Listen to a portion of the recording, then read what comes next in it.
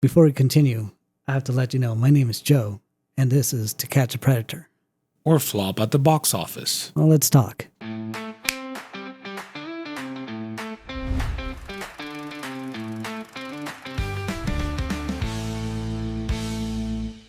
Welcome back, everybody. This is A&J Hot Takes. My name is Andre. And I will go by Joe today. Are you sure about that? You don't want to go by Chris? I gotta protect the innocent. Fair enough. Today we're talking about Primetime. Yes. Gotta say, that was an interesting trailer. Yes. So for those that do not know, just as the beginning of this episode mentioned, this is a full-length movie based on the To Catch a Predator series that showed up on Dateline ABC or Dateline Primetime, hosted by Chris Hansen, who would work with a group of people that would act as underage children on the internet and would lure men and sometimes women to a house as a sting operation to see if they would actually show up. And 9 times out of 10, these people would show up. Chris Hansen would interview them, oftentimes showing them the chat logs and the dick pics that they would send. And then he would invite them to leave, where the police would promptly arrest these perverts and send them to jail. Yeah, and now that you talk about that, I will confess the first time I saw the trailer, I had no idea what this was. Right. I watched it and I'm like, Primetime, like, what type of movie is this? Like, what are they trying to convey? And then when I dug a little bit more into it, I'm like, oh, this is about To Catch a Predator. So that brings me to one of my hot takes is, should trailers be this way, where they're not necessarily telling you what this is, it's leaving it up to you? And I can actually see that being beneficial. I see a trailer, it looks interesting, I have no clue what it is, I start searching, that starts bringing up those searches up, right? More people searching, what is this? So that brings more traffic into this movie. So do you think that works? Do you think that's something movies should start doing, or are we good with what we have nowadays? No, I think trailers nowadays have a bad habit of ruining the best scenes, the best surprises, the best cameos, just to draw people into the movie, where it would be better off left as a surprise for the moviegoers. And then you feel like you got the best bang for your buck, because like, oh my God, did you see that? I had no idea, you know? And I think, and it's not just the trailers, I think it's also the internet nowadays with like YouTube and all these other sites that host these trailers, where back in the day, we could be surprised by, remember the first Matrix trailer? What is the Matrix? Yeah. And it teased a lot of things, but you still had no idea what the hell it was or what kind of movie it was. And you would go home and you would try to research it on the internet from 1999 that led nowhere. But now you could watch the trailer over and over. You could dissect it second by second, and you could ruin a lot of it for yourself. And going back to your question, I think trailers should be like this, where if you're in the know, then you know what story that the movie is going to be about. But if you're not, you're going to be intrigued to the point where like, oh wow, what was that about? That looked creepy as shit. I'm going to go and dig a little bit more and find out, who's this Chris Hansen guy? What was he doing? You know? Yeah, I have to admit, I do miss the times where you would see a trailer and you have no clue what it is, and you would make up your mind if you were going to see that movie just on that trailer. Yeah. Before you even knew what it was about, what other actors might be involved, you see something quick. Here's a quick trailer of a movie that's coming out soon, and you're like, okay, yeah, I want to see this. There was a movie in the late 90s. I forgot what movie it was, and nobody really cares anyways. It was a terrible movie, but it did well in the box office because it had the trailer for The Phantom Menace at the very beginning. So people were really paying to watch this trailer and then leaving before the movie started. I mean, that's what people had to do back in our time. All these new Gen Zers and stuff, they could just watch the trailer on their phone. I mean, the new Spider-Man trailer came out and I saw it on my phone before I even get to see it in the theater. So True. We're spoiled nowadays. But yes, the trailers should be like this. They should give you a tease and a mission to go and find out more for yourself. instead of just ruining the whole plot. I have to agree with you. A lot of the trailers that we've reviewed on this channel, it's been kind of obvious what it is, and especially like with the more known movies. We did Street Fighter, we did Scary Movie. Like, we already know what to expect. We have an idea.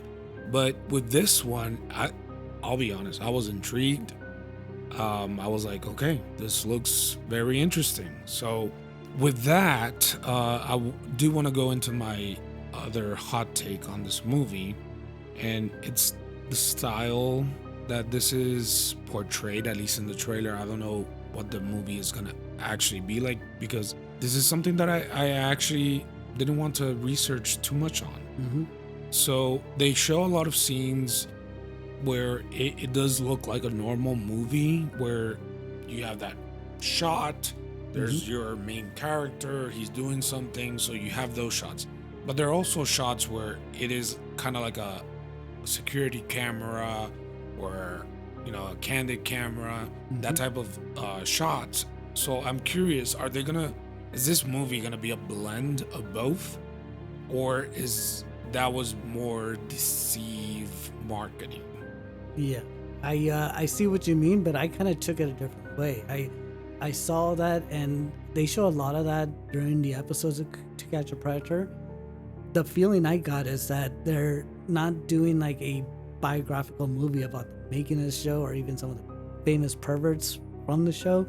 I think I hope they go the horror route, where they show that they're doing the show as we saw it, but then after the cameras were off, then Chris Henson turns into like this Dexter serial killer and somehow kills these perverts while they're in custody, or before or after they get out of custody. So do you want me to burst your bubble or no? Go for it. Okay. That is one thing I did see. It is not a horror movie. Okay. It is a psychological thriller. Okay. So what I think they might end up doing is more of those kind of nightmares that he might get after shooting an episode, of all the horrors that he has to see, of all these people, the length that they go to kind of, be those pervs. Right. And how it starts affecting him little by little. Well, if it goes that route, then it better end with him like just attacking one of the guys and stabbing him, and then it turns out like that's what's going on in his head as he's talking to these guys that, oh no, I just came to hang out. She said she was 12 and home alone. It's like, but you brought condoms, bro. And he's just in his head, just like, die, you son of a bitch. Did you bring protection? Yeah. I brought this knife. Does that count? Of course I got a condom in my wallet. Everybody has a condom. 30-year-old condom. Yeah. No, I hope they kind of embrace the horror aspect. Yeah. Watching the trailer, you do see some horror elements. But again, I'm good with it being just psychological thriller as well. Not everything necessarily has to be horror, and this being kind of like a biography in a way. Well, that's the thing. If they do go that route, I think it would be a mistake. Okay. Because... Fight me, bro. Well, yeah, because you can't make a movie about this guy who's catching these predators on the internet and him saying like, oh, woe is me. My life is hard. I've got to deal with these perverts. Like, yeah, well, what about their victims? It's like, oh, you work for a national television show. You're catching these perverts and you have it hard? Tell that to the 8-year-old that he tried to screw last week. I mean, right? I think the perv has it hard. All right, now we're getting canceled. Do not cancel us. Yeah. Yeah, no, like I'm not gonna lie. I would love to see some sort of like vigilante, right? Yeah. Where he went through this, and after the show got canceled, he got so pissed off that now, people are gonna do this without being known, right. And he turns into this vigilante kind of thing. See, now you're talking where the final shot shows him with a list of addresses, and he has a gun, and he just hits the road. That would be great, because then I can see that. Because then it's a more of not woe is me, it's more of him trying to contain his anger and subdue the beast inside. on the flip side, maybe he's the one that's being watched, and he's starting to get death threats by this hidden community perverts, Okay. and then he's the one that ends up going missing at the end. But who knows? That's the fun of this trailer. It doesn't spoil anything. It doesn't tell you too much. It goes straight to the point. And I do want to say with Mr. Twilight leading this movie, and it's something that I just thought about talking about being a vigilante. I mean, he does have experience being Batman. Could this be a prequel to Batman? Yeah, no, he does say his name is Chris Hansen, and that was one of my hot takes too, is Robert Pattinson. I know we talked about him in another episode, and I said he does seem to be coming on his own. I'd say coming off of the Odyssey and Tenet, he will be carrying this movie almost solo. I don't know if there's any other big names tied with this film. There's one. Okay.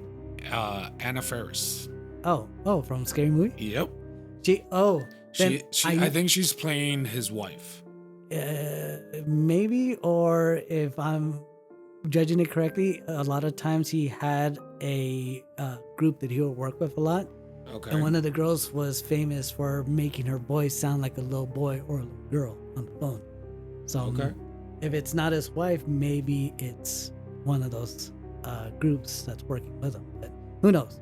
But yeah, I failed to mention a lot of his Robert's movies last time. I think he did a great job in the indie film called The Lighthouse, which was a bit of a psychological thriller too, kind of more towards horror. He was fantastic in Tenet.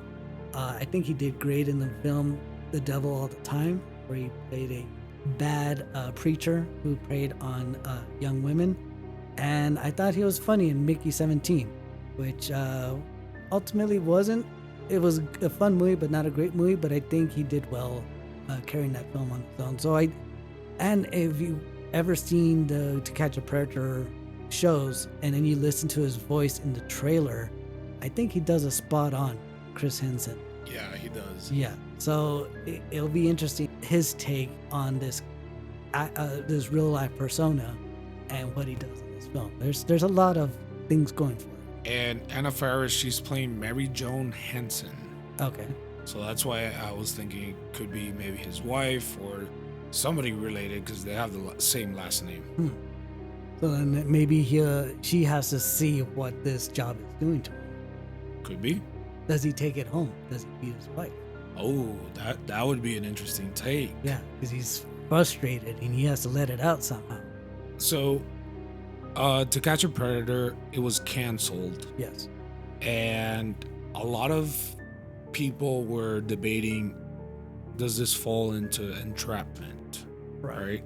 So, do you feel that in this movie they might address maybe this is after the show was canceled and he's getting kind of attacked by that he's doing entrapment, and maybe that's why everything goes haywire?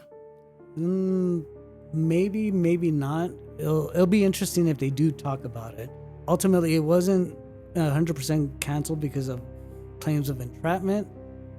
Based on the story I heard, and if I remember correctly, they caught a local big name of a small town. That man, I think it was a politician, wasn't it? Preacher turned politician. Yeah. He was caught red-handed. The guy ultimately took his life, and then the family and got a great lawyer. They sued Dateline, and then they ultimately canceled the show. Well, to be fair, he shot himself in front of camera. Oh, it was all recorded. Okay. Yeah. I didn't know that. They made it seem that happened off camera. No, so it was while they walked in, and as always, the cameras were recording, because that was what they would do, right? They would bust in, camera recording, everything. So he pulled out a gun and which means he was ready for it one way or another. Yeah, I think he might have had a feeling or suspected that something was going on. Because to be fair, like, the show was pretty big back then. Right. So if he had any suspicion, it would have been about the show. Right. Okay, could be Chris. He's trying to get me, and I just fell for this. Right. Which, again, these guys are insanely crazy and fucked in the head. They're all despicable, man. Yeah. So to even weigh those options is like, oh, I might get outed, but on the other side, sex with a 10-year-old. I still want to do it. Right? Yeah. It's like, what the? Yeah. Yeah. It's just, and I've seen a lot of the episodes of the show, and I watch it and just think to myself, like, what the hell, dude? It's hard to explain what's going through these guys' heads, but half the time I watch it and I laugh because they try to justify their actions, and it's like, no, you're caught, dude. You're dead to rights. You're out of here. Yeah, you're just purely disgusting. Yeah. And I don't know if it's coming through, but this episode is a little bit hard for us to kind of talk about because typically, we're all upbeat and we make fun of movies, but this is a serious topic, so it's a little bit hard to talk about the subject and talk about the trailer. But on the flip side, I think that also means they're doing a pretty good job of taking this controversial topic and controversial show and bringing it to life and bringing it as a thriller where, yeah, this is pretty dark and this is nasty stuff to talk about. So because of that, I do think that this is a good idea, and I think it'll be I was going to say fun movie to watch, but I think that's not the right word for that. It's going to be an interesting movie to see which way it goes and what it does with the subject matter. And not that it's entirely taboo or that it's not still being done. There's actually 2 shows out there that are continuing the same spirit as this, where you've got these. Yeah, one of them's called Underage Undercover, and it's about this vigilante group who don't go out and arrest people themselves, but they work with the local law enforcement. They set up sting operations just like they did with To Catch a Predator. I've actually seen, like, on social media, there's this one guy that he kind of does the same thing where he's texting with these. They lead people on and then they confront them at the supermarket or Walmart or something. Yeah. There's actually, I think, 4 different groups out there doing it on social media. Okay. One of them got in trouble because the guy actually brought a weapon. Oh. Yeah, and tried to fight back. So that could have led to something wrong. Yeah. It's crazy. As Andre was saying, it's hard to. I proposed this trailer as a challenge for us to take on semi-serious subject matter. I say semi-serious because it is a serious subject, but again, this is going to be a movie. Correct. So are they going to alter the facts? Are they going to change the genre?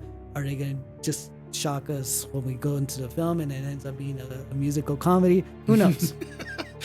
that would be pretty funny, though. Yeah, you go in for the seriousness and then all of a sudden he's dancing. What? Mr. Sparkles. Yeah. So yeah, coming around to what you're gonna ask, is it a watch or not? And I'm gonna shock everybody. I do want to watch it, but I would not. I'd wait till streaming. I don't know if this will ever make it to theater, and if it does, I don't know how long it'll stay in theater. But I'd say just wait till it comes to streaming. As much as I want this to be a great movie, I don't think it's the kind of one you want to see at the box office. I actually agree with you. All right. When you proposed this one, I watched the trailer and I found out a little bit about it. I'm like, if it wasn't specifically about this, could have been a watch. But I will say watch, but not movie theaters because of what it is. I think it's a movie good enough to watch at home. Right. So because of that, I will still give it a watch. Just don't spend money. I put it in the same bag as if, when it came out with United 93. It's like, yeah, I saw the movie. It was an interesting movie on live events, but why would I want to see that in theaters? Yeah. Why would I want to watch The Passion of the Christ in theaters? A guy gets beat to hell for 2 hours and you're just feel bad as a human, and you want to see this in theaters, and it made a killing in theaters. So I may be wrong about the subject matter, but it still is like, why do you want to see this with other people? Like, Yeah. it makes you feel, ugh.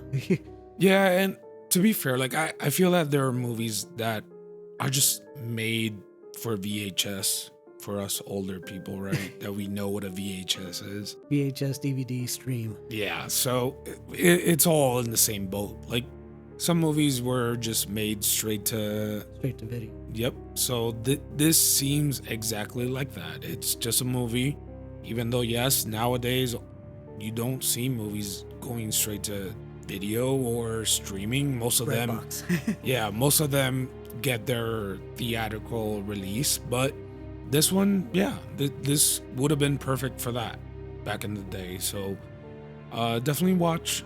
At just home. watch it at home. Yeah. All right. So A&J, we'll give it a watch. On streaming. On streaming. All right. Well, this has been A&J Hot Takes. Yeah. Thanks everybody for watching. Let us know how we covered the subject matter in the comments. See you in the next one. See ya.